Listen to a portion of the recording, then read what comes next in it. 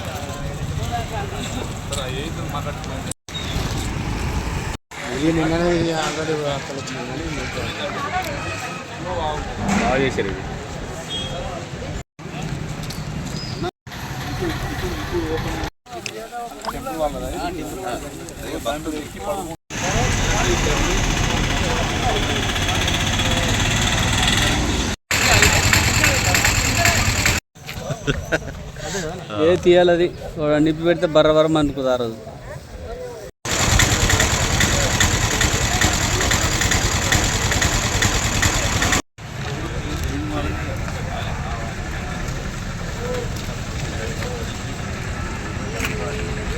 ఇక్కడ సార్ తీసుకోవాలి. ఐరన్ రాడ్లు కట్టొద్దు.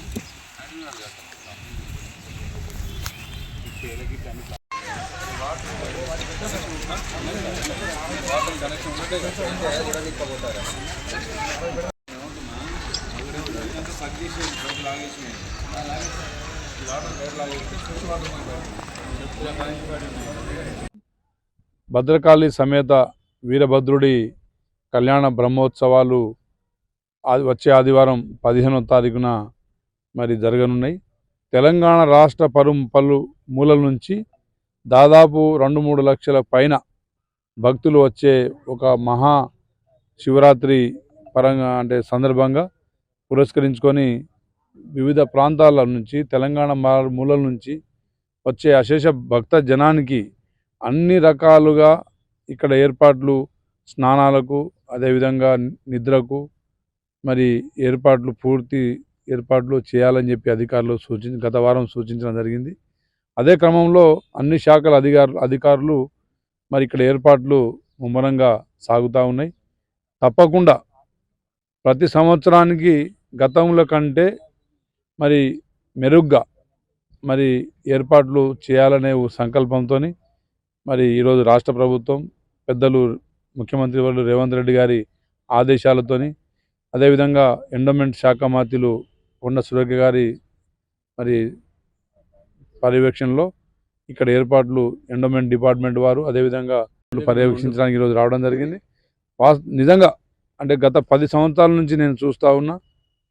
గత 10 సంవత్సరాల కంటే 10 రెట్లు ఇక్కడ ఏర్పాట్లు మెరుగుపరిచినాం. అదేవిధంగా భక్తులు కూడా చాలా సంతృప్తిగా మరి శివరాత్రి జాగారం అదేవిధంగా శివపార్వతుల కళ్యాణం, భద్రకాళి సమేత వీరభద్రుడి మరి మహిమలు తెలుసుకొని రాష్ట్ర పలుమూలల నుండి వచ్చే భక్తులకు ఇక్కడ మరి కోరికలు తీర్చే మరి దేవుడు, తెలంగాణ రాష్ట్రంలోనే ప్రసిద్ధిగాంచిన దేవాలయం. తప్పకుండా ఈసారి మరి వచ్చిన భక్తులు సంతృప్తికరంగా ఆనందంగా మరి వచ్చి వెళ్తారని భావిస్తున్నా. అదేవిధంగా తెలంగాణ రాష్ట్ర పలుమూలల నుండి అశేషంగా భక్తులు కదిలిరండి. వీరభద్రుడి మహిమలు అదేవిధంగా వారి ఆశీర్వాదం పొందాలని, అదేవిధంగా సంతానం లేని వారికి కోరికలు, అన్ని రకాల కోరికలు బాధలు తీర్చే దేవుడు భద్రకాళి సమేత వీరభద్రుడు.